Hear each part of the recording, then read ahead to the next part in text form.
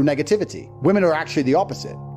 Men who have been through a lot of pain are very kind. When I see a man who's been through a lot of shit, it makes you kinder. You don't want it to be put on anyone else. When women go through a lot of pain, they grow bitter and evil and mean. They don't grow kind. Men grow kind from pain. The worst men on earth are the ones who haven't had enough pain. Those are the arrogant pieces of shit people. You're supposed to suffer as a man. You're born to suffer. You're not supposed to get rich off a fucking stupid meme coin like that without doing any work. You're supposed to suffer. The whole reason God put men on this planet is to suffer. And the best men are the ones who suffered the most. I wouldn't be top G if I didn't suffer more than anyone else. You're a better man than everyone else if your life was a mess and it was a hardship, because you're not what happens to you, you are how you react to it. And the best men on earth are men who have had their parents die, their best friends betray them, their girl betray them, thrown in jail, their money stolen, stabbed, robbed. And every time something happened to them, they sat there and they looked in the mirror and said, what can I learn from this? How can I stop this happening?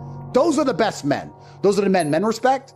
Those are the men women want. Why do women love scars? Look, they tried to kill him and they can't. That's why I want him. The best men suffered. You find a man who's never been through suffering and nobody gives a shit about him. Men don't like him and women don't like him. Men are no good without it. Lots of people are going through the world trying to get experiences, but they're so obsessed with getting the positive experiences that they never really experience life at all. People go through life and they say, I want to make money on a crypto coin, and I want to get rich, and I want to buy a Lamborghini, and then I want to get a beautiful girlfriend, I want to go on a boat in Miami, and all this positive, but there's no light without dark. You could do all of those things and you'd still be miserable if you didn't experience the dark.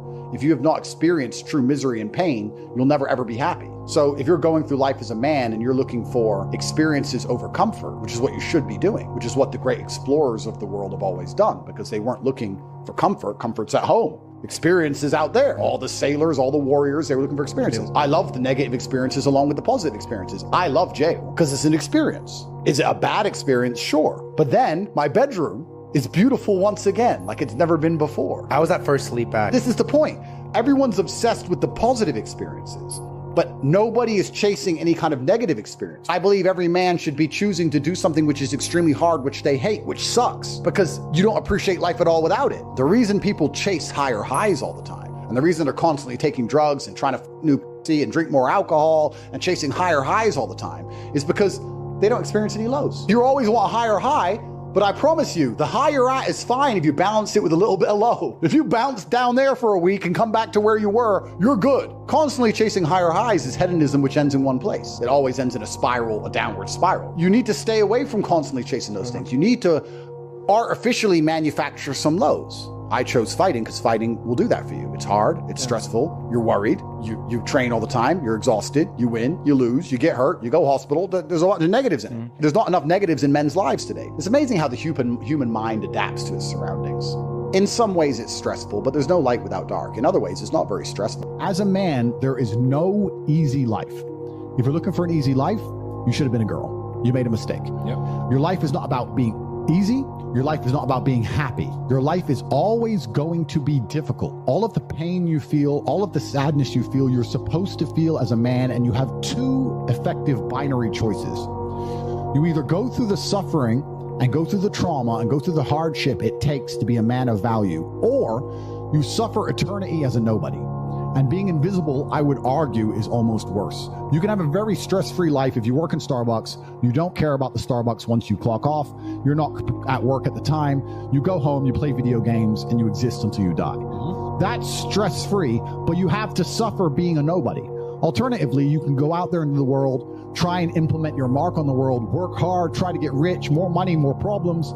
You can try and start a business, the stress of that. You can lose your girlfriend because all you're doing is working. This is a new level of stress, a new level of trauma, but at least you'll be a somebody at the end of it. There's two ways to suffer. You either suffer to become a somebody, or you suffer as a perpetual and forever nobody. What did Napoleon say? He said, glory is fleeting, but obscurity is forever. Absolutely. Glory is fleeting, but obscurity is forever. And when he says fleeting, that's a really good point, because everything in life is rented, especially your glory as a man. When you have a good body, it is not a good body as complete. It's not finished. You haven't completed the task. You have rented that good physical condition. You must train every day to retain it. I think God wants me to be the best possible version of myself. I think that God dislikes people who are lazy.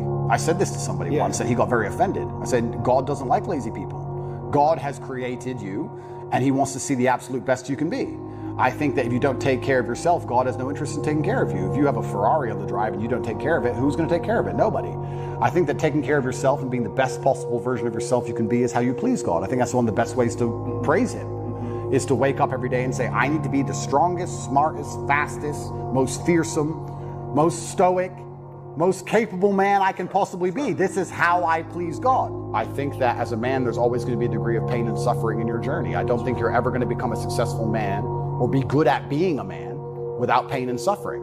And as many times in my life where something terrible happened to me, and at the time, if I could change it, I would have. But retrospectively, you kind of look back and go, you know what, that was formulative for me. That's right. That is what God decided I needed to become who I became. So all of the pain and all the suffering I've ever gone through in my life ended up, in the end, building me into the person I am, and I'm proud of who I am. I don't think many men especially understand that even if you don't have the strength to be a hero for yourself, you should have enough discipline and enough honor to want to be a hero for somebody else. And if you have other people you truly respect, you should want to be a hero for them. And I think that's the masculine imperative. If someone's going to attack your wife, that's when you become a hero for her. You have to. What kind of man are you if you're not? You have a brain, you have a mind, you have a mental model. You can't think of everything, you can't do everything. You can only have certain frameworks instilled inside of your mind. As a man, you should be hyper-competitive. You should try and be the best version of yourself you can be. You're competing against every other man on earth for the girl you want, the car you want, the house you want, the watch you wear. It's all competition. You should be as competitive as you possibly can. Anything that's inside of your mind which doesn't allow you to be competitive should be erased. So I started at the absolute lowest echelon of life, and I would like to consider myself somewhere near the top now. I've been through absolutely every stage. So when I say to men, you can become anything you want, and my answer to you is masculine excellence, there's no other answer. I can't tell you how to rig the game and cheat the game. If we're all racing a race and I have a Ferrari and you have a Nissan, I mean, sure, you can get a bit better at driving, but you're probably going to lose. You have to get a better character to play this game of life. So that's why I preach masculine excellence, because for many of the world's problems today, porn, sexual access, being respected by your peers, making sure that your wife's going to stay with you after the children are born for a very long time, that's right, being happy, anything, it all comes down to who you are as a man. The only answer is masculine excellence. There's nothing you can do besides hard work, accept the trauma and pain and suffering, and work harder than everyone else around you worked. We have a men's mental health crisis. Young men are disenfranchised. The suicide rate amongst men is much higher than women, and everybody pretends to care. But when I come along and say, I am a man, I've been a man, I know how it feels to be a sad man and a happy man, and I found happiness through masculine achievement and strength, through working hard in the gym, through dedicating myself, through building a life worth living, through taking care of the people who I love, both male and female, through becoming financially successful, through sticking up for myself, through having opinions, through being a man of honor and courage. When I do these things, I'm ostracized, and they're attempting to destroy my life. I talk about this all the time. People say I've had a traumatic life. I say, well, then you're very, very fortunate. You had a traumatic life. Now, you may have misused that trauma. You may have misplaced it. You may have accepted the matrix telling you that you now have an excuse to fail, as opposed to using it to grow. But every single man of value went through trauma, and they went through pain. It's going to be painful to get strong, painful to get rich, painful to become important. It's going to be painful to become good with women. Your heart's going to get broken a bunch of times. You have to be prepared for the pain. If you're not ready for pain, you're never going to be anything that matters. I think that the number one problem with the world today, and the biggest problem that men face, isn't the problems themselves. It's just the way that they are been taught to mentally frame issues. People think when bad things happen to them that somehow they're a victim to the universe and bad things only happen to me and this is so terrible. They don't understand that bad things happen to everybody, and the most successful person you know had all those, probably maybe even worse, at least the same bad things happened to them. They just framed it differently and used it. And this is what people really don't yet understand. There's only one thing on the planet you actually have control over. You can't control the weather. You can't control your health. You can get a brain aneurysm or a heart attack. You can't control other people. The only thing you can actually really truly control is what you think. That's the only thing you can change in real time. You can be thinking of red and change it to blue. So why are you not controlling your own mind? It's your asset. It's your ally. It's your friend. Why would you make an enemy out of the only thing you have control over? I refuse to do that. It doesn't make sense to me. The worst thing on earth that could happen to a man could happen to me. And I guarantee you, I would still label myself happy. I'm happy because that's who I am. That's how I view myself. That's what I've decided. It's amazing how much strength you can get from knowing that your ancestors are looking down on you and you're doing your absolute best. I also believe that God can be proud of you when you do your absolute best. And I don't think many people genuinely do their best in the world anymore. When I say do your best, people sit and go, oh yeah, okay. No, when's the last time you actually did your best? Like, I don't train to run marathons, but I know if I gave my best, I could run a marathon right now, first try. If I gave my best, life depending on it. When's the last time people have genuinely given their best to anything? There are people going through the world and going through life today that don't give their best or 100% effort to anything ever. Ever. They can't remember the last time they tried. I think it's very difficult to do nearly anything important if it's not, perhaps to a degree, driven by love or the desire for love even. I think the reason a lot of men want to become rich is because they want to feel loved or feel important or to matter. Mm-hmm. I also feel like the reason that a lot of men do the things they do is for love, either of themselves or of someone else. I think the reason men go to work is because they love their family. The reason you go to the gym is because you love yourself. Mm-hmm. If you take a man and give him a life shielded from problems and he never has any to face, I guarantee you he's terrible at being a man. The best men in the world have gone through shit. That's why women love scars, because it didn't kill you. That's the whole point of it, right? So the best thing you can do as a man is look and go, okay, this is hard, this is hard, this is hard, this is hard. I feel negative because these are all so difficult. I'm struggling with X, Y, Z. Let me internalize all of that and turn it into a superpower. Let me become genuinely uncomfortable with my situation in life and go and fix things. Because, like I said, the universe is absolutely and utterly very giving. And if you truly hated being in the position you were in, you wouldn't be there very long. When men say to me they're depressed, with unlimited options, with the capability to become anything you desire, with God giving you a full and able body and mind, how do you have time to be depressed? Mm-hmm. You have so much you could do. Mm-hmm. There's so much that you need to do to be your best self. And you're competing against men like me, and you're finding hours a day to be sad? Mm-hmm. No wonder you're going to perpetually lose forever. Right. That's suicide. So how do you find time to do this? Mm-hmm. It's brutally ineffective.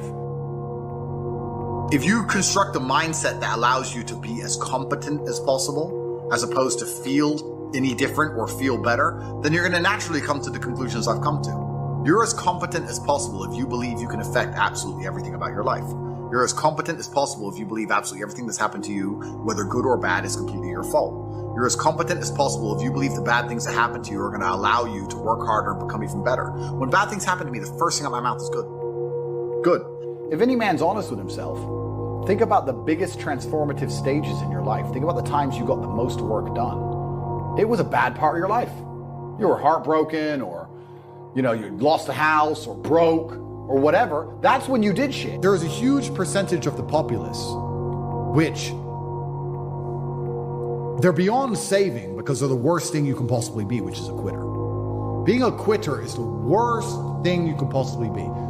God himself can't make a quitter important, because the only reason the place you're trying to get to has value is because it was difficult to reach. If everybody could reach it, there'd be no value. Value is linked to scarcity. The whole point gold is valuable is because it's not everywhere. If it was everywhere, it wouldn't have any value. The reason the place you're trying to reach is valuable is because people can't get there. So if you're the kind of person who quits, you're never going to get there. Quitters are the worst. And the masculine world is hyper competitive. This is another thing most people don't understand. Totally agree. It's hyper competitive out here. All the women want a few men at the top. The Ferrari, you don't want a Ferrari to drive fast. You want a Ferrari because other men want a Ferrari and can't have one. It's hyper competitive. So if you're competing against every other man for every dollar you make, every girl you see, the house you live in, the car you drive, the life you live, you're not going to be able to compete with the person who performs regardless of how they feel if you only compete when you feel like competing. And if life is perfect all the time, you don't appreciate anything. I actually think one of the worst lives you can have is a life where everything goes right all of the time. If you're spoiled to that degree, especially as a man, as soon as you reach any kind of difficulty, you're going to crumble. So I've had to get up a bunch of times, and I do not pray for an easy life. I pray for a difficult life with difficult challenges to solve and being strong enough to handle them. I've never tried to make my life easier. In fact, quite the opposite. If you really want an exceptional life and to do exceptional things, you can't only hope for the positive exceptional. The only reason you appreciate being rich is because you were poor. If you were born rich, you don't appreciate it. The only reason you appreciate being in good health is because you were once sick. When you're sick, you'll do anything to be healthy. If you've never experienced sickness, you don't know what health is. There is no light without dark. Perhaps I'll be a happier person and live a more fulfilled life and enjoy my fantastic benefits that come with wealth if I do go. Perhaps I can have a more positive message and more people will know my name if I do go, Matt. Perhaps I'm ready to martyr myself. Perhaps I am ready to charge at the gunfire. Perhaps I don't care. There's a lot of people who complain about the bad things that happen in their life, not understanding that without the bad things, you'd have no life at all. You need all of the bad things. You need the mental struggle. You need to go through things which you regret. You need to sit there so that if you've never regretted any action you've ever taken, how can you sit and make a intelligent decision for the future? You can't do it. Yeah. You need to sit and say, well, I felt the sting of regret for X. I don't want to feel the sting of regret for Y. You need this experience. And that's what life is all about. People think that life is just the good times. And this is the massive misconception. Love is a perfect example. Let's use love. Because people think being in love is holding hands and I hold hands and we cuddle in bed. I love them. Love is the whole spectrum. Love is missing them. Love is breaking up with them. Love is being sad they don't text you. Love is the whole circle. There's no up without down. Anything that has the ability to emotionally affect you positively has the ability to emotionally affect you negatively. There's nothing in the world that can only affect you in one direction. Even something as asinine and stupid as an object. Life as a man is pretty shit, and you're gonna feel shit for a pretty large percentage of the time. But you're only gonna ever escape that if you just perform regardless. You have to perform when you feel bad. As a man, you can't say, I will perform when I feel good. It doesn't work that way because our heads are too complicated and life's too complicated. There's too much on our shoulders and we have too much stress and too much pressure. Our heads are fucked. You have to be the kind of person who says, I perform regardless. I didn't miss a single day's training. I didn't miss a please. I didn't miss a thank you. I'm not saying I was happy. I'm saying I did exactly what I was supposed to do. If you want to be the most competitive predator on the planet, you have to be able to hunt in the day and the night. You have to be able to do both. You have to be able to perform when you're happy and sad. You can't only be able to perform when you're happy. You can't only go to the gym when you're motivated. You can't only be a competent person when your life's going well, because when your life's not going well, you're no longer competent. Then you're going to lose to people like me. And it's player versus player. If you're the kind of person who can only do well when you're happy and you're competing against someone like me who can do well all the fucking time, guess what? You lose. So my mental model, the answer is most of my opinions are just based around constructing a mental model that allows me to be brutally competitive. The things happen to people and things are going to happen to everyone. And even if you live the perfect life, you're still going to have bad experiences because everything's relative. Yeah. So small things are going to be big. Yeah. And you have to learn to get on with it and be disciplined. And if you don't have a disciplined upbringing, you don't learn to go through hard times, you're just going to end up one of those people who just is a complete feather in the wind. You just succumb to your emotions. Yeah. And that makes you either a pussy or, as a man, also makes you dangerous. These people, these serial killers and these school shooters and all these things, these are people who just give in on their emotions instantly. These are people with no self-control. They never had fathers around. They never had 99% of them in America, they're from a single mother kind of type home or some shit, no father around. And they never had anyone sit and say to them, I don't care how you feel, you're not allowed to act that way. Yeah. And that's it. So when they feel a certain way, they think, well, I'm going to act this way then. Yeah. And that's what's dangerous. This is also why I became successful in the first place, because I've always been capable of fighting and going through pain and dedicating myself and doing difficult things and having hard things happen to me and being emotionally regulated. So perhaps what's so interesting about it is, even if I want the dark, no matter how deep I dive into it, no matter how much mess I try and get myself in, I'm just going to end up springing back and having more fans and more followers and more people talking about me and more social media. Bro, it's the emotional regulation that I'm worried about. I'm like, how the hell does this guy do it? Well, how do you manage that? Yeah, for me, it's relatively easy because it's a new dark again. It is, but that's part of I'm looking for the journey.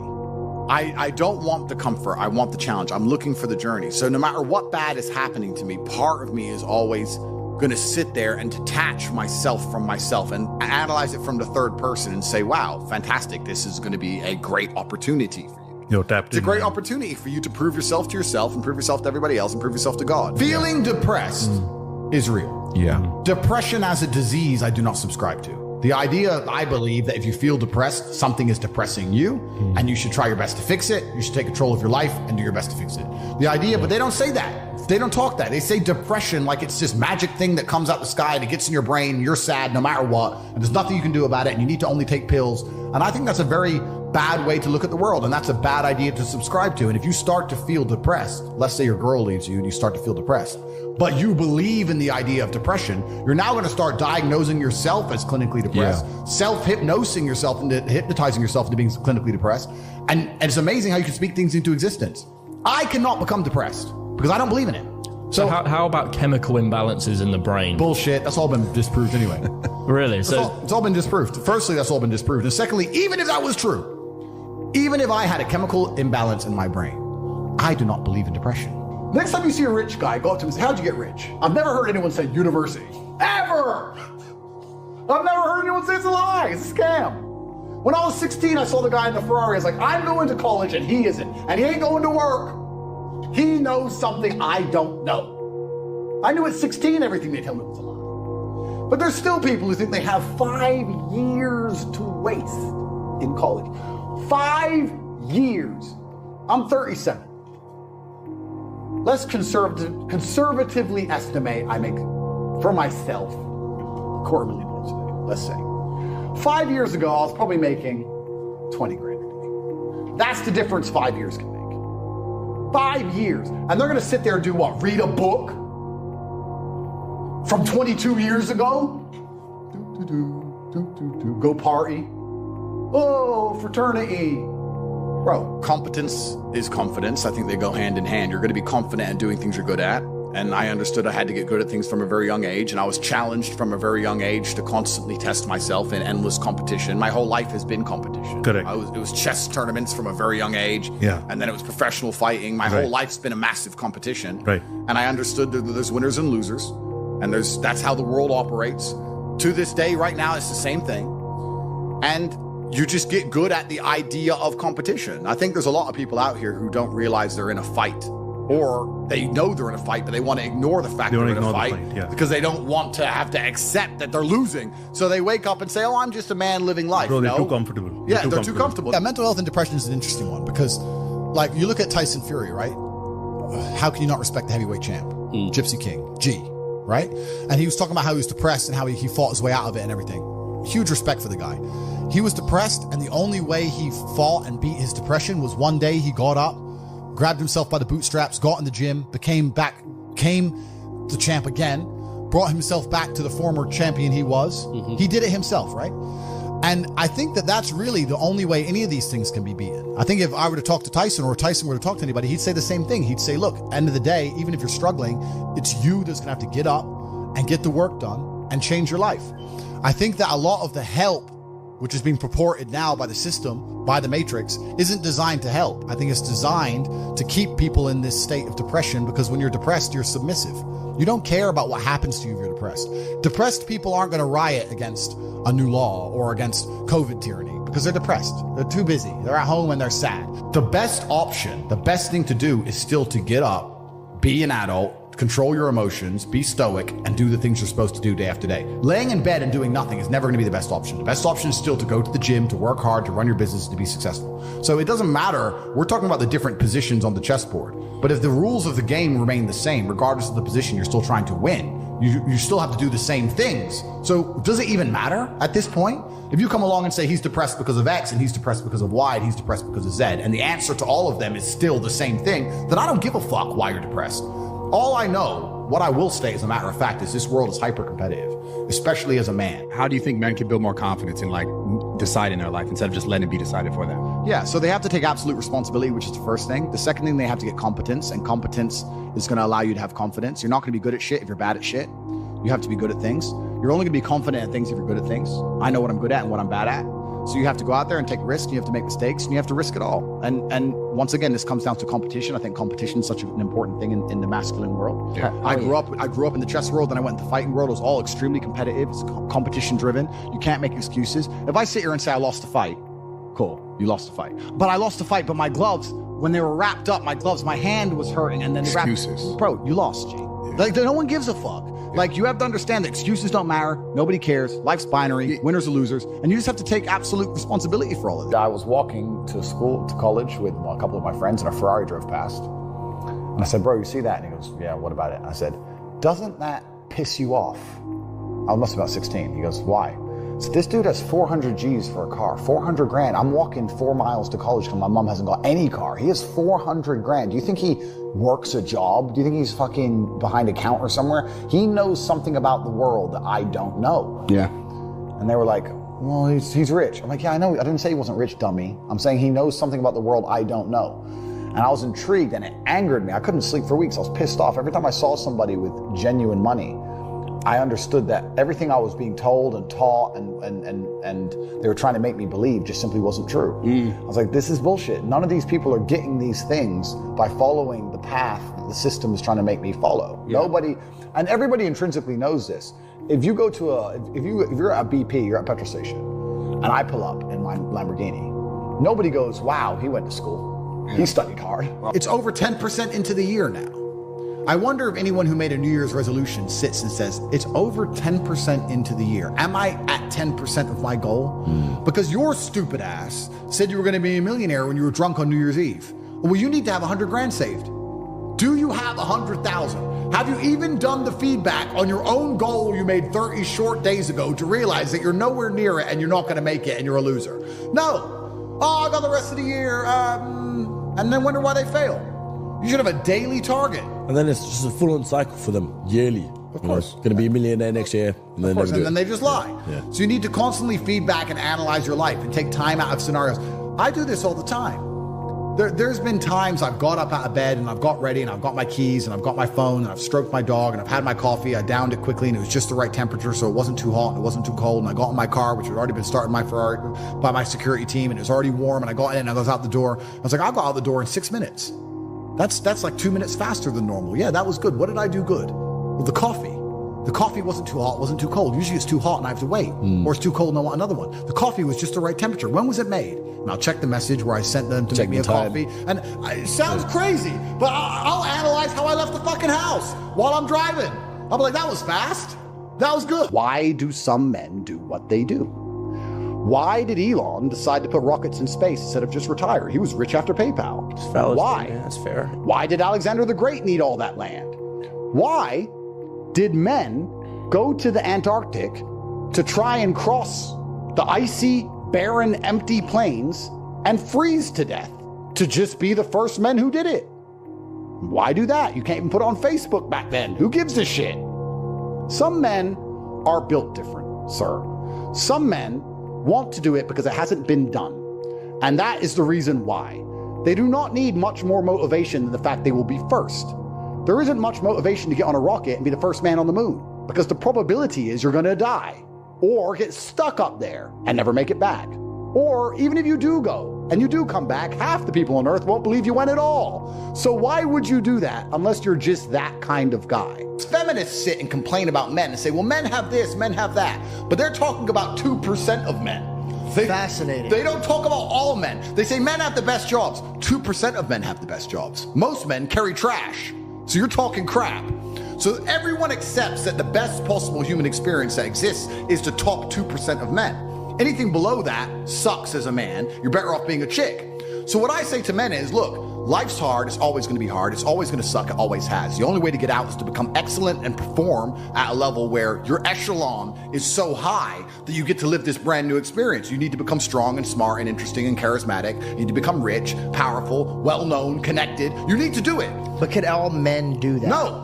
So, okay. But I have to tell them the truth. When people come along to me and say, my life's shit, and I look at them and go, yes. People are genuinely not out here giving their absolute best, because if you were, you'd have everything you've ever desired. You'd have anything you've ever wanted and asked for. Instead, what people do is they cope and convince themselves they're trying. Oh, I tried, but I need a work-life balance, and it's hard, and I was trying. All garbage, all cope. And like I said earlier, life is war.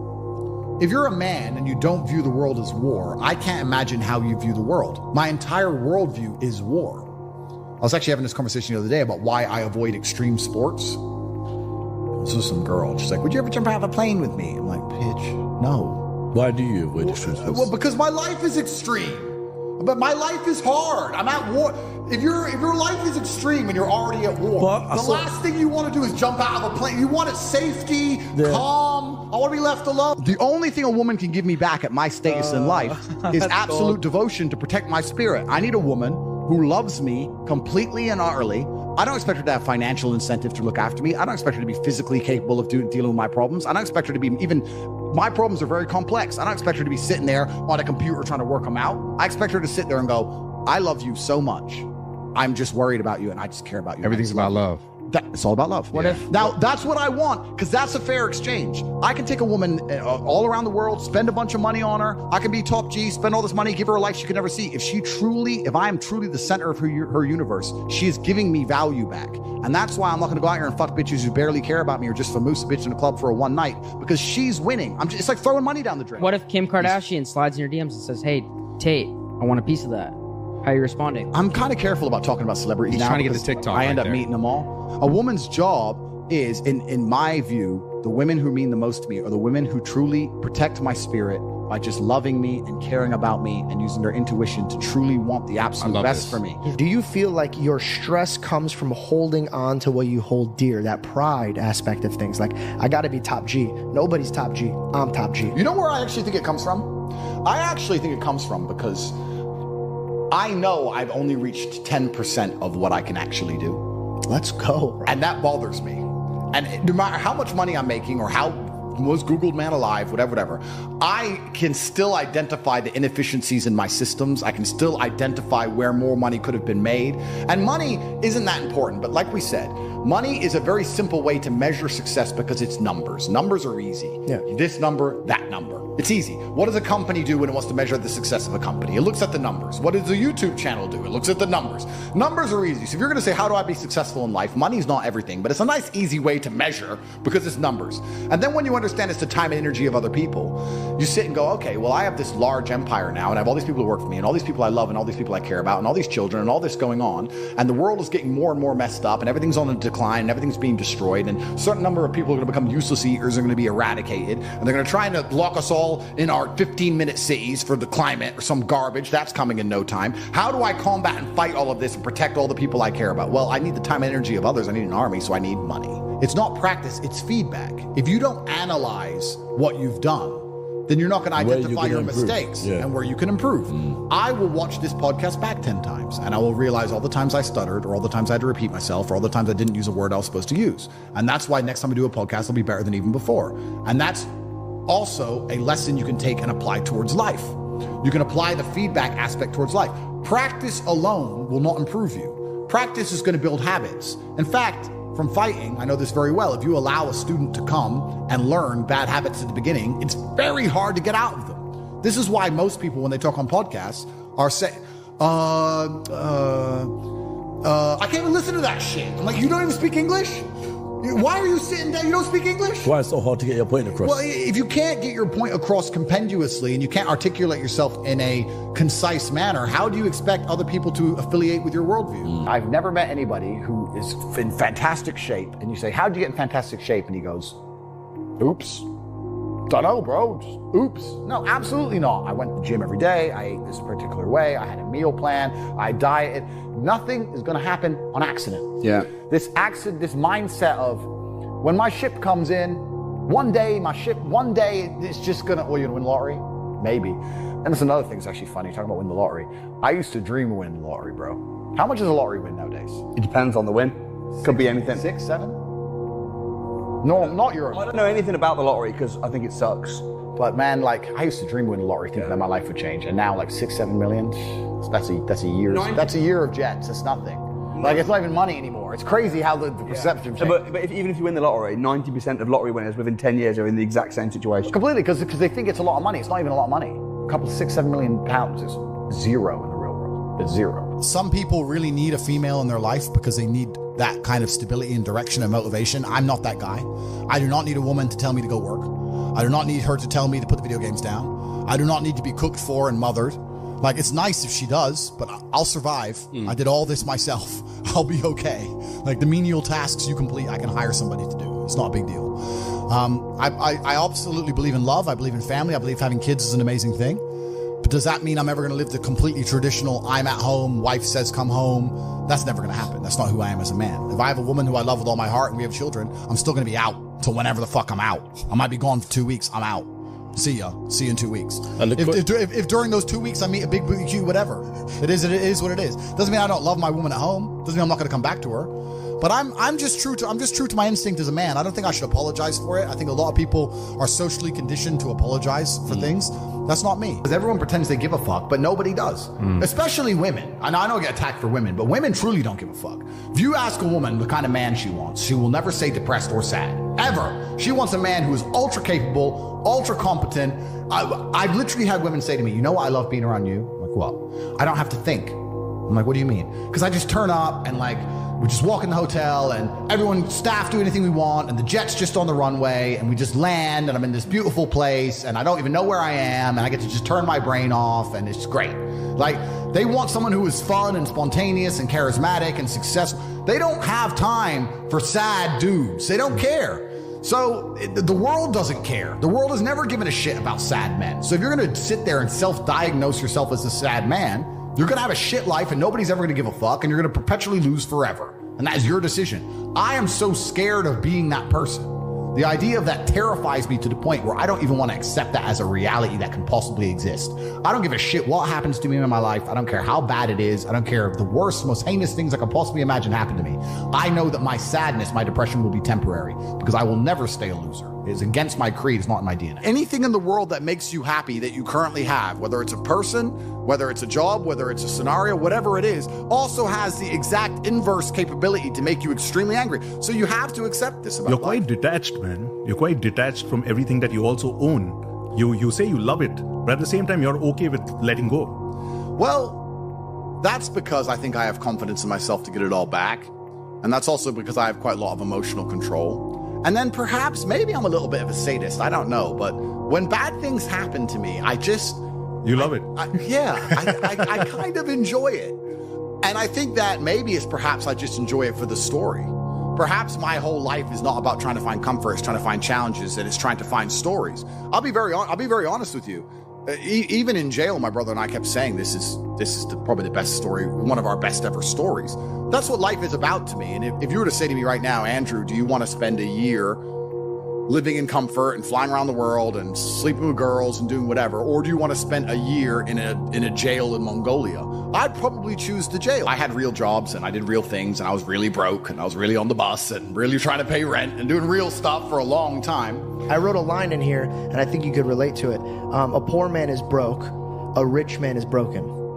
So if you're broke, you could figure out a way to be rich. But if you were given everything and you don't know how to manage this life, you're broken and you don't feel like you've earned anything. I've met more depressed rich men than I've met depressed broke men. It's amazing you say that because there's two answers to that. My first one is, I love that you say that because I always say I'm not rich. I'm a poor man with a lot of money. I always used to say that. And I don't want to brag or anything, but just because I get asked this question a lot. I've been extremely successful. I have hundreds of millions of dollars. In fact, I think our last valuation across everything we own we're almost at B now. So we're doing very, very, I'm a billionaire. Top G's a billionaire. So we're doing extremely well. That's the first thing. The second thing, it's great that you say that because I completely agree. Because if you're born with everything, if you're born with all this money, that you have no aspiration, nothing to actually grasp onto and trying to achieve, then money doesn't make you happy. Chess teaches you that if you lose, at some point you made a mistake. It doesn't matter if it's the smallest mistake. It doesn't matter if you just took too long to think to make the right move and you ran out of time on the clock. At some point you fucked up for you to lose that game. It's 100% accountability with no luck. That's what's so important about learning chess. That's the first thing. And the second thing is, you need to, as a man, adopt the mindset that absolutely everything that happens to you is completely and utterly your fault, whether it's good or bad. And most men don't have that. Most men don't have that. When the Matrix was attacking me and they were destroying me, when they're calling up my exes trying to get fake fucking charges on me and put me in jail, when they close my bank accounts and I use $10, $11 million, when they ban me across all social medias and lie about me, when they harass my family, I'm sitting there going, this is my fault. All of this is me. I got here. It's my fault. I'm not going, that was unfair. It was orchestrated. The NGOs worked against me. Because that is not helpful. So it's accountability. It's 100% accountability in all things. But also when I go out there and I start the Bugatti, it's like, that's me. This is my fault. The car is my fault, and the big house is my fault, and everything that ever goes wrong is my fault. And the failures. Yeah, absolutely. You have to take complete and utter accountability for everything. They try and convince you, don't worry if you're being a loser, because people feel sorry for you, and you'll get attention for it, and you'll be okay in the end. And it's all this temporary fixes of dopamine by saying, I'm sad. Don't worry, bro, you'll be okay. But it's bullshit. They don't care long term. The world doesn't care. Nobody really cares. Chicks don't care. Business doesn't care. You are going to fail. It even happens in schools now, doesn't it? Everyone gets a prize. No, it's garbage. Of course it's garbage. Yeah. Absolutely. You've got to have winners, you've got to have losers. You have to lose to know how to win. It's true, and the natural state of man is a competitive state of man. Men have always been competing with each other. Even now, right now, we compete with each other. I don't buy Ferraris to drive fast. I do sometimes, but if I'm in London traffic, it's not to go quick. No. It's to show everyone else I'm richer than them. That's what it is. It's a never-ending competition. I don't wear a big diamond Patek with fucking $500,000 to tell the time. I tell the time on my phone. I do it because I'm loaded. Life as a man is shit. It's always been shit. It's never been good. When men wake up and say, I'm depressed and life is hard and I'm sad and I'm struggling right now, I say, okay, throughout history, men have always struggled. Happiness is for children and women. Name a time in history it was better to be a man. Was it better to be a man in World War II? Was it better to be a man on the Titanic? Was it better to be a man in the Napoleonic Wars? Was it better to be a man when you were sitting in Vienna and the Mongol horde arrived, ready to decapitate any male and enslave all the females? When's it ever been good to be a man? Building the pyramids, was that fun? It's always sucked. The only time being a man ever is good is if you become an exceptional man, which is even something feminists admit. Because feminists sit and complain about men and say, well, men have this, men have that. But they're talking about 2% of men. Fascinating. They don't talk about all men. If you're a man in the middle and you don't have the light yet, often you'll find the light by jumping into the dark. Yep. What does Newton say? They're equal and opposite force. The deeper you go, if we imagine, let's imagine the yin and the yang, let's imagine there's a line in the middle and you have the light and you have the dark underneath it. If you're standing in the middle, the deeper you'll dive into the dark, it's like coiling a spring. The higher you'll bounce back into the light. This is what's happening right now. Exactly. And this is also why I became successful in the first place, because I've always been capable of fighting and going through pain and dedicating myself and doing difficult things and having hard things happen to me and being emotionally regulated. So perhaps what's so interesting about it is, even if I want the dark, no matter how deep I dive into it, no matter how much mess I try and get myself in, I'm just going to end up springing back and having more fans and more followers and more people talking about me and more social media. Bro, you can't make excuses ever. Yeah. There's never an excuse. And you're right. People try and put things on the outwards on the outside. It's interesting. I remember watching Forrest Gump about 5 years ago. I was on a plane. I can't remember where I was flying. And the beginning of Forrest Gump has a scene in it, which I don't think many people actually have ever analyzed or anticipated or understood what the scene means. But when he's sitting on the bench at the beginning, think about Forrest Gump. He's sitting on the bench at the beginning and there's a feather blowing. Nailed this shit. Yeah. And then it lands on him and the movie begins. Yeah. What they're saying with that is Forrest is the feather and life has just pushed him all over and put him in all these unusual scenarios. Life has directed him everywhere. Yeah. That's what it's saying. Sure. And if you're going to be the guy and you're going to allow life to happen to you and you're not going to happen to life, then you're at mercy of the wind. Perhaps it might work out okay, but it might not, right? So you have to be the guy who goes, okay, the wind's blowing in this direction. Fuck them. I'm doing this. You have to come to life. You can't let life come to you, because if you let life come to you, then you're going to be living inside of a matrix and a system which is designed not for you to live your best life. 99% of what men do is for status. We want to be in good shape for status. We want the fast car for status. We want the nice house for status. We want the diamond watch. We want the hot girl. This is all for our status. Look at me. I'm the big dog. This is how we compete with each other. If you're going to be a dude who pretends that's not true, or be a dude who doesn't want to compete, your life's going to fucking suck. That's the reality. Do you feel like sport drilled this mentality into you? Because I used to be a competitive swimmer. I was always competing, trying to be the best, and my dad used to compete with radio-controlled models. Yeah. How about you? Well, that's it. What is sport? Sport is just watered-down versions of war. Yeah. This is what men have always done. Friendly war. Completely. We've evolved to be in battle with each other to some regard. And they wonder why fans get so emotional as well, because they're also at war with the other fans, aren't they? Completely. You know, and that's going to kick off at some point. Exactly. And you look at the entire planet throughout history, there are ideas which are universal. These are not ideas that could have possibly spread or shared because of the distances involved. It was a universal idea for the Mongols and the Chinese to fight each other, and the Aztecs and whoever else to fight each other, and the tribes in Africa to fight each other. The Europeans, the French, and the English were fighting each other. Humans have always done this. It's just like, no, I'm the boss. No, I'm the boss. So, okay, then let's find out who's the boss. And now we live in a world where I think that status is the new form of combat, and the true expression of testosterone is showing you can move the world with money. Do you have something to prove? I think everybody on the planet has something to prove. If you walk through life and feel like you have nothing to prove, then you're a fucking loser. If you wake up each day and go, I don't owe anybody anything, I don't have to prove anything to anybody, then you are a loser, because you are absolutely not incorrect. You must prove yourself to other people. You must prove yourself to your bloodline, as we just discussed. You must prove yourself to God. God hates the lazy. He can't stand them. If he gives you all these genetic dispositions and these natural God-given gifts, if you have 2 arms and 2 legs and you can think, and you're not trying your absolute best, that's the reason you're not lucky. He doesn't like you. He likes the people which show him the beauty of his own creation. He likes to give somebody building blocks and them to build something amazing. It's the best thing about being a man. You get to build who you are, right? You can decide if you want to be a funny comedian or a musician or a kickboxing world champion or fight the Matrix. You can decide whatever you want to be. I was a 4-time kickboxing world champion. For 12 years, I trained 5 hours a day, 6 days a week. And I was motivated to train probably about 25% of the time.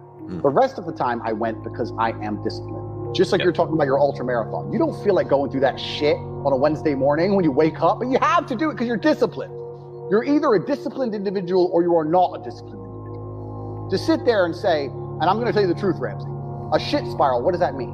You go on Pornhub or you start clicking on cat videos on YouTube. Like, if you really wanted money, you would not do that.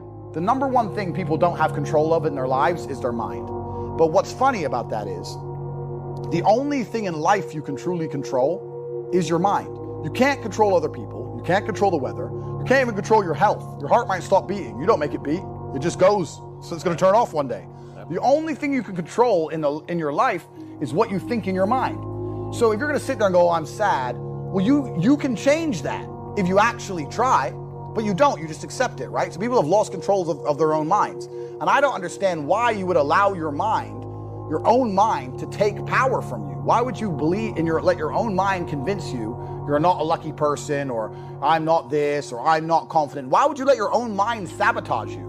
Why wouldn't you reprogram your own mind to be on your team? It should be your ally, right? My mind is my ally. You can dump me in a bikini in the fucking Arctic Circle to die. 2 days later, I'm coming to your house, knocking on the door with 3 girlfriends in a Cadillac. I'm not gonna sit there and go, shit, I'm gonna die. I'm gonna be like, okay, Andrew, you're the man. I don't know what the fuck we're gonna do, but you're gonna pull this off. You have to be good enough on your worst day to beat your opponent on his best day. On the day he feels motivated and gets out of bed and wants to fight and he's raring to go and he's on the top of his game, and you feel the absolute opposite. You want to lay in bed, you don't want to move, you don't want to go anywhere, but you have to get up and have to fight this man. You have to be good enough to beat him anyway. You have to be that good. Life often gives you chances and you get one shot. You don't get to replay them, you don't get to rerun them. Even the ones that you do get to rerun, you do get to replay. I guarantee if you pulled it off first time every time, your life would be completely different than if you pulled it off on the second time every time. It'd be a different trajectory. There'd be no failure in the mix. The air wouldn't be stained with the stench of your inadequacy. You must be that good, that no matter what happens in life, even when the Matrix attacks you, even when you get curveballed, you can put on a nice suit, you can pull out some money from somewhere, put on a diamond watch, and pull it off. You have to be that guy. And the way you're going to do that is by training. You have to practice. And you have to be held accountable amongst other men who are extremely capable in all realms. You can't be hanging around with losers because losers will allow you to lose. You need to be hanging around with winners because winners will not allow you to lose. We hate losers. We don't even like them around us. They stain our air. Train harder. When I get a message from whoever and he goes, my wife left me, I'm devastated. I say, I understand. I completely understand how hard it can be to lose a woman that you've given your entire life to. And you've done so many nice things. And then because of one thing you did, her innate and absolutely insane level of ungratefulness has turned her bitter, and she now talks to you like she hates you over one thing you've done after thousands of efforts showing how dedicated you are to her. And even now that you're prepared to die for her, she doesn't give a shit about you. I understand that pain. But my answer is, good, it's still good. Now take all of that pain, and instead of emailing me, do this. And then you're gonna become the kind of person that women don't leave. Then you win. If you don't believe in depression, you can't be depressed. Right. All you can be is, okay, I feel a bit pissed off, time to get up and go get it. Let's hit the gym, bang, hit the club. I'm gonna make some things happen in my life. But if you do believe in depression, the second you feel sad, the first thing you do is sit down and go, this isn't my fault I feel this way. I have a disease and nothing's gonna make me better. And you're gonna get worse. So this is the whole point. This is what was amazing when I said depression wasn't real. I said, if all you, because I was getting attacked by, all the Avatar Anon characters, I'm depressed, you don't understand, my friend killed himself, blah, blah, blah. I was like, listen, if depression is really so horrible, why are you all defending it so fervently? So it's real, it's so powerful, it's real. Why are you defending this horrible thing? Why don't you sit there and go, you know what, you're right, Andrew, fuck depression. But they want to defend it because it's an identity. It's Exactly. something that allows them to feign individuality. It's something that allows them to, it's an excuse. It's a ready-made excuse for all of life's failures. I'm a loser, but it's not my fault. But depression. That's all it is. Fucking coping mechanism. In certain scenarios, there's absolutely no benefit to doubting yourself. When I was about to get in the cage, even if I knew the guy was a killer, there is no benefit to me thinking I'm gonna lose or I might lose. There's no benefit. If I lose, I lose, right? But you have to completely believe you're gonna win. That's the only way you're gonna do your best. That's the finish line. And yeah, that's right. So I would never believe I'm unlucky. I would never believe anything negative about myself because I refuse to self-sabotage. I have enough people out in the world who want to sabotage me. I'm not gonna do it to myself. You have haters? Oh, a few. A few. But yeah, no, I'm absolutely an extremely lucky person. And I know I've been lucky in my life. A lot of hard work went in as well, but yeah, there's a degree of luck in everything. Yeah. But I'm an exceptionally lucky person. Of course, I'm an exceptionally lucky person. And we're sitting here in a mansion in Miami that you rented some. Yeah, we're in a mansion in Miami, and we're doing the War Room Summit, and we've got like 50 guys here, and How many masks are here? How many masks? 0. Yeah. I'm talking with the president of the Manosphere. Life's good, right? Life's good, and I control my mind. My mind doesn't sabotage me. My mind will never say anything negative about me or what I can do or what I've done ever. Depression is not real. Because that allows me to become more competitive. I don't give a shit what paperwork you pull out your ass and which depressed person or psychologist comes in here and tries to explain to me how depression works. I'm more competitive if I don't believe in it. Because then when bad things happen to me, it doesn't cross my mind that I might catch depression. It is not even an idea in my me and Tristan are in jail, everyone's depressed, we're smoking cigarettes and dancing around. We can't be depressed because we don't believe in it. So I'll only adopt ideas that make me hyper competitive. And sometimes that's going to make you very humble. Sometimes it's very competitive to think, shit, I might lose here. Sometimes competitive to be delusional and think you can't lose. If you corner me and there's no way out but to fight and 10 men are going to try and kill me, I'm going to believe I can win. Delusional maybe, but it makes me most competitive. That's what I believe. Fuck you, I've decided. My brain works that way. Which mindset is the most competitive? Which mindset is the most useful to me right now? Which emotion is the most useful to me? I change emotions. We can all change our emotions if we really want to. You could all think yourself sad. You could all think yourself happy. Everyone can do it, but people take too long to do it. You need 10 minutes. Get good at it. Give yourself a few seconds. And then you have to decide which emotion puts me in the most competitive state right now. And you'll often find that happy is not one you choose very often. It's not a competitive emotion to be happy. For 5,000 years, people were dodging saber-toothed tigers and catching the plague and running from Genghis Khan just for my stupid ass to be born. I don't owe them anything. I don't owe them a thing because I want to play video games. These people are fucking losers. You should walk through earth with force inside of you. As I walked into this hotel reception, everybody looked. Not because they know who I am, but because as I move, even if it's behind their head, people feel something and they go. It's an energy that comes from brutal competence. It's almost like an evolutionary thing where a rabbit can just smell a fox. It just knows. That's what happens when a predator walks in a room, even amongst humans. You pay attention next time you're in a restaurant. If a man who's truly dangerous walks in, nearly every other man kind of looks up at the same time. You feel it. You need to or you don't survive. We've evolved with that to live. That's who I am. I couldn't imagine not being that man. There's a difference between want and want. And I say this all the time. People say to me, I want to be rich. And I say, okay, well, I want to be able to ice skate. But I don't want to be able to ice skate enough to go learn how to ice skate because I can't be bothered. I mean, surely if I could click my fingers and be a figure skater, I'd click my fingers. Who wouldn't? But I don't want to actually go train because I don't want it enough. And this is the exact point with money. Everyone wants money put on their lap. If you truly wanted money, you wouldn't be able to sleep until you fucking had it. Yeah. And this is the point. So you're saying you go down a shit spiral, then you're not cut out to be rich, my friend. Get a job in Starbucks and piss off. Some people, because when I had nothing, I couldn't be distracted. You couldn't distract me from what I wanted. That's who I am. If I want something, I'm going to get it. So I don't know what more you want me to say. I do not need to be motivated. I'm a disciplined person. If I allocate X amount of time to work, I'm going to do it. Do you think he's proud of you? I'm certain he's proud of me. And it's amazing how much strength I can get from that. It's amazing how much strength you can get from knowing that your ancestors looking down on you and you're doing your absolute best. I also believe that God can be proud of you when you do your absolute best. And I don't think many people genuinely do their best in the world anymore. When I say do your best, people sit and go, oh yeah, okay.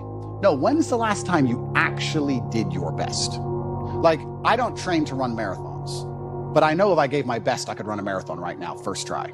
If I gave my best, life depending on it. When's the last time people have genuinely given their best to anything? There are people going through the world and going through life today that don't give their best or 100% effort to anything ever. Ever. They can't even remember the last time they tried. So when I'm sitting in a dungeon, I'm sitting in a Romanian jail cell, I understand that it is a chance that God has given me and my ancestors are watching for me to do my absolute best and to show to them that I am the man I say I am. You can't become the most famous man in the world for mental resilience and God not test your mental resilience. I think that would be a very amateur way to view the world, that you can now become one of the most famous men in the world who talks about mental discipline and mental resilience and God's not going to test it. I think God's going to come along and say, okay, you want to be Mr. Famous. All right, let's see what you have. You're not going to be able to compete with the person who performs regardless of how they feel if you only compete when you feel like competing, right? Because there's men like me out there who will be sad every day and outcompete you regardless. I don't care how I feel, I will still win. And that's the kind of mindset you need to adopt. So I don't, when a man You've got a job to do. Stop whining, go to work. Completely. I agree. Completely. Yes. So when men say, oh, I feel sad, who cares? The world doesn't care. All the men who are out here to destroy you and take your girl don't care. So why do you care? Like, the person who should care least is you. You're the only person who wakes up every day who should have a genuine vested interest in improving your life. Nobody else wakes up and wants to improve your life, only you. So if nobody else cares about how you feel, why do you care? You asked me about the fact that, am I afraid they're going to put a bullet in my head? They're going to put a bullet in all our heads. Do you understand? At least I get to die first. At least they remember my name. If we all have to jump off the cliff, at least I get to go first. Wait, lads. What? Andrew Tate went first. Because we're all going to die. The only way to stay alive as a man now is to not be a man anymore. To be a chick. And be afraid, because men are little cowards. Oh, don't kill me. No, okay. I refuse. I refuse absolutely. Just shoot me. Or put me back in jail. It's fine. I refuse. Until the day I'm going to drive my Ferrari around, I'm going to say whatever I want. That's what's going to happen. I don't care anymore. Put me in jail. Put me back in jail. I don't care. I worked out something that's actually very fantastic for everyone at home who's worried about going to jail. To all the men at home, because they're going to come for all of us if you have any kind of opinion or you tell your girlfriend not to sleep with other men, somehow that makes you controlling. If you go to jail, you can still smoke, which means there's nothing the government can really do to you that prevents you from getting cigarettes. So life's fine. My argument also for depression is, you're depressed, fine. Have you trained today? Well, that doesn't change what you should do with your life, depressed or not. And I don't say this because I'm an eternally happy person. I say this because I've experienced all ranges of human emotion. I was in a Romanian jail cell with cockroaches crawling all over me as I slept. I never missed a day of training. I wouldn't say I was particularly happy, but push-ups must be done. So they got done. You're very close to your brother. Correct. And you were locked away for part of that with him. Did you have fun at all with him? Yes. I do think there's something inside of men, whereas if you're with your boys or you're with your group of men, there's something inside of us. Totally. And it allows you to make the absolute best of the worst situations. Maybe that's an evolution from war. You know, all the men went to war and you saw all this pain and suffering and you saw heads, people decapitated and you're injured, but then you sit around the campfire and you're laughing. You're laughing. That's right. It's something inside of us. It's like a coping mechanism when you're around men. So when me and him were together, no matter how bad the scenario or no matter what they tried to do to us, part of us would just look at each other like, cigarette? And you find joy in that. And yeah, there's definitely, and that's another thing I think a lot of men are lacking. A lot of men are missing is a masculine support network. I think buddies. Yeah. You know, you talk to a guy and say, what was the highlight of your life? What was the best time of your life? And they'll say, college football. It's not about the football. It's about the team.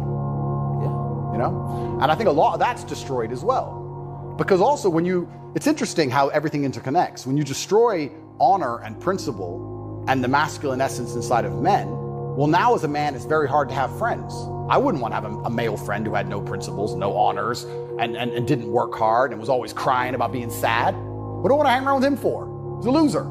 I don't think many men especially understand that even if you don't have the strength to be a hero for yourself, you should have enough discipline and enough honor to want to be a hero for somebody else. And if you have other people you truly respect, you should want to be a hero for them. And I think that's the masculine imperative. If someone's going to attack your wife, that's when you become a hero for her. You have to. What kind of man are you if you're not? And you can apply that to other things. If you apply that to your ancestors, or you apply that to God, or you apply that to your beliefs or your core principles as a man, then you can be a hero anytime you want. If I had left jail mentally broken and financially broken, it wouldn't have made me more famous. So, and physically broken, because all those three things could have happened. Please understand, I was in 24-hour-a-day lockdown. My cell was half the size of this room, and I didn't leave. I didn't get a gym. I didn't come out looking all scrawny. I didn't get good nutrition. I didn't get good food. Most people in there had mental health problems. If I would have come out there all skinny and mentally broken, then it would have been game over. So there's also a degree of my competence in all things. But the people who laugh at me going to jail don't understand that there's no light without dark, and I'm an expert, I guess, if you were to say one of my skills is, I'm an expert at being hard on myself, and if life's going to be hard on me, I'm going to Aikido that into power. I would believe I'm a stronger version of myself post-jail. And if you put me back, I'll emerge stronger than ever before. Send me to jail. Fine. Send me to jail. Right now. I'll go. I'm not going to fight. Put me in handcuffs. Send me to jail. The day you let me out, I'll be a stronger version of the day I went in. So what do I have to fear? Because if you truly want an exceptional life, this is one of the mistakes a lot of people make. They want an exceptional life, but they only want the exceptional good because they're cowards. Like, I want a lot of money and fast cars. Cool. You don't want the exceptional stress. You want the exceptional car collection. You don't want the exceptional stress. You want to be me when I'm flying my Bugatti on an A380 and I'm in first class Emirates and my Bugatti's below me and I'm filming it for Tate Confidential. You want that, but you don't want to be me when I'm in a Romanian dungeon. But there is no like, if you want the exceptional good, you're going to have the exceptional bad. That is a law of the universe that can't be broken. That is not human law. That's universal law. So if you're sitting at home saying, I want an exceptional life, then you have to be prepared for both the good and the bad. Everything is hyper competitive, especially the sexual marketplace. Like if you're a 52-year-old, overweight, average income, no fame dude, and you have to find a girl, it's going to be pretty difficult to find a good one. It's going to be very hard. So we're like, of course he's lonely. And his kids don't respect him. They're busy. Like, of course he's sad. Like, it's actually heartbreaking to discuss. It is heartbreaking. It's heartbreaking. But then how do you prevent that happening? Well, then you need to be a man of honor and principle and make sure that you keep your support networks and make sure that your woman does respect you. And a woman's going to respect you when she sees other men respect you. Yes. And they're only going to respect you if you respect yourself. But to respect yourself, you have to be the kind of person who says no. If you're not prepared for the bad, what's going to happen on your ascent to good? As you begin to get anywhere, something will happen, some degree of stress or whatever, and it's going to derail you, and you're never going to get to the highest echelon. So I've always been ready for the bad. I'm totally prepared for the bad. I was made in the dark, molded by it.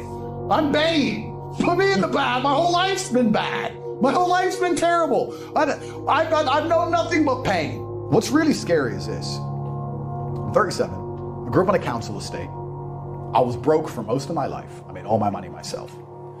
And even I have disdain for the poor. Because I look at them and go, you didn't try at all. I did it. With all of the pain I went through and all the problems I had, while also fighting and becoming a kickboxing world champion, I still managed to do it.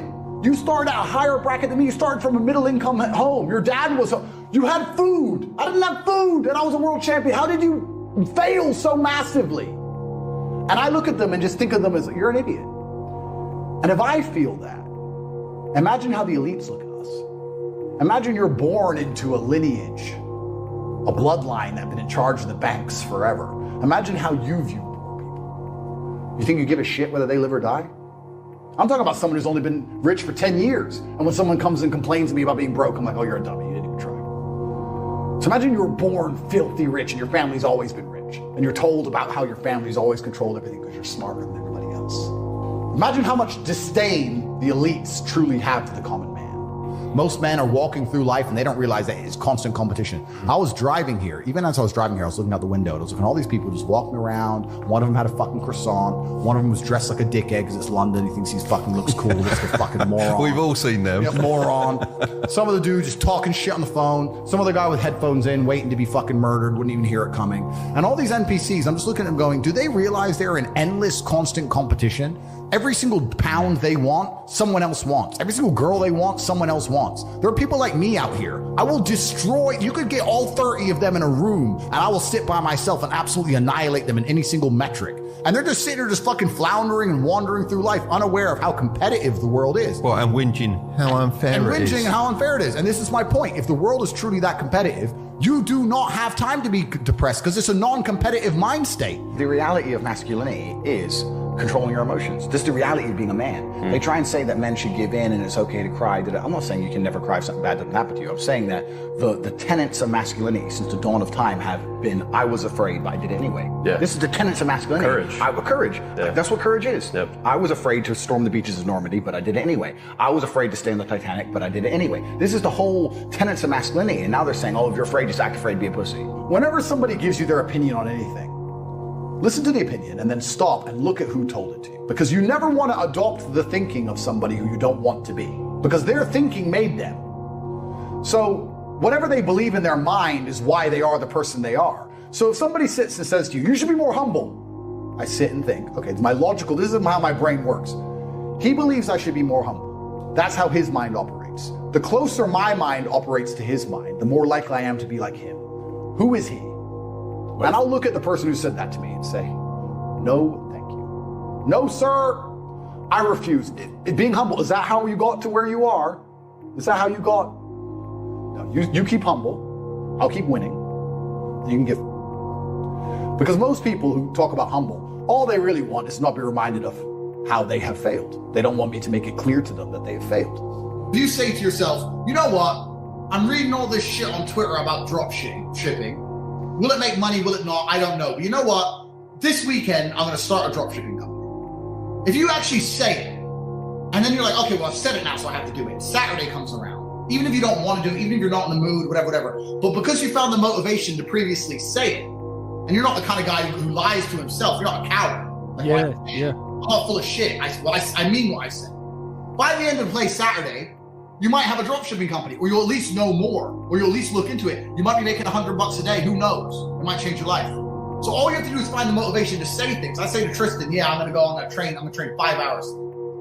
If I said it, that was it. I had to do it because I couldn't live with myself knowing I was one of them bullshitters. You could be depressed for X, Y, Z, whatever. I'm not depressed. And I want the money you want, and I want the girl you want, and I want the status you want, and the car you want, and the house you want. And I'm going to get it, and you're fucking not. And that's the bottom line of life. If you gave that guy that stuff, he probably wouldn't be depressed Well, anyway. he's get up off his ass and work then, doesn't he? And this is the point. He probably would, because he wouldn't have a direction in life. I think it's a very empowering message that you share. And, I think if you can fix it with pills, you can probably fix it by going to the gym and doing all of these other aspects. But pills doesn't even fix it. Pills just numbs it. Masks. Yeah, masks it. Well, it's not a holistic way to treat it, is it? Whereas what you're saying is more so. Yeah, what I'm saying is you're playing a game, and it's a competitive game, and you need to build a mindset that allows you to be ultra competitive. And if you want to sit there and say, no, I want a non-competitive mindset, then fine. You know what you call people who do not win competitions? Losers. Correct. The brokey days were good days, bro, man. Like, I'd get McDonald's, and you're laughing with your boys. Yeah. The brokey days are great, and I'm not complaining about being rich. Obviously, I worked hard for this, and it's a fantastic life I live now. But I think without those brokey days, without those original days to compare it to, without that juxtaposition, then I don't think being rich would be fun at all. I think it's only fun because you can compare it to the days when you weren't rich.